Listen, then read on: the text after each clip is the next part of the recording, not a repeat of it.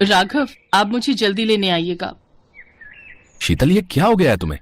तुम्हारा भाई पंकज कब से तुम्हें बुला रहा है। अब तुम मायके जा रही हो तो कुछ दिन रुक कर ही आना। आखिर भाई है तुम्हारा वो। आखिर इतनी दूरी क्यों भाई?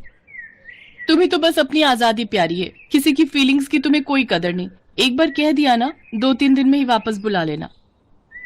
अच्छा बाबा, ठीक है। इतना कहकर राघव ने शीतल को यश के साथ ट्रेन में बिठा दिया। कुछ देर बाद यश सो चुका था, शीतल की भी आंख लग गई। फिर तड़के सुबह शीतल का फोन बजा।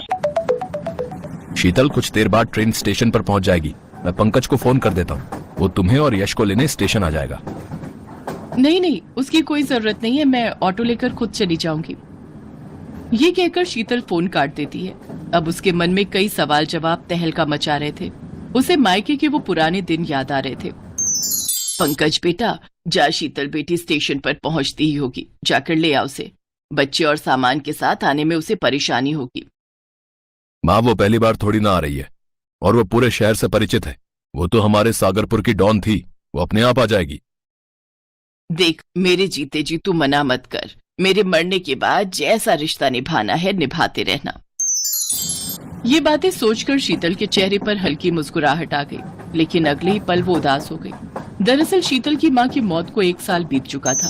जब उसकी माँ जिंदा थी तो वो किसी न किसी बहाने से शीतल को बुला ही लेती थी, और शीतल भी पूरे हक से जाती थी कि ये तो मेरी माँ का घर है। लेकिन अपनी माँ के गुजरने के बाद तो मानो शीतल का मायके से वो जुड़ाव रहा ही नहीं था। उस 1 साल में कितना कुछ बदल चुका था। अब उसे अपने मायके में पहले जैसा अपनापन नहीं लगता था। अभी तक माँ होती तो 10 बार फोन कर चुकी होती, लेकिन भैया भाभी का अभी तक एक भी फोन नहीं आया। कुछ देर बाद गाड़ी स्टेशन पर आकर रुकी। शीतल ने ऑटो किया और मायके पहुंच गई। अरे दीदी, आ गई आप? आइए आइए, हम कब से आपकी राह देख रहे थे। अब कैसी हो दीदी? और मेरा ये शैतान भांजा कैसा है? ये ले यश, चॉकलेट खा। थैंक यू मामा। दीदी, आप अपना ये सामान गेस्ट रूम में रख दीजिए, आपका बिस्तर भी वहीं लगा हुआ है।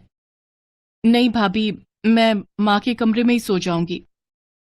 अरे लेकिन उसे तो हमने अब स्टोर रूम बना दिया है। वो क्या है ना, घर में एक्स्ट्रा सामान रखने की जगह ही नहीं थी। शीतल को ये जान अच्छा नहीं लगता। वो चुपचाप अपना सामान गेस्ट रूम में ही रख देती है। फिर शाम को वो भाभी का हाथ बटाने किचन में जाती है। यहीं तो रखा था, न जाने कहाँ है। क्या हुआ दीदी, क्या ढूंढ रही हो? भाभी, माँ का वो स्टील वाला डिनर सेट नहीं मिल रहा जिसमें वो अक्सर हमारे आने पर खाना परोसती थी। अच्छा वो, उसे तो मैंने निकाल दिया। वो क्या है ना, रसोई में बहुत भीड़ हो रही थी, इसलिए मैंने सभी बेकार चीजें फेंकवा दी। आप चिंता मत कीजिए, मैंने डिस्पोजेबल ग्लास और प्लेट्स मंगवा ली हैं। उसी में खा लेंगे तो बर्तन धोने का झंझट ही नहीं रहेगा।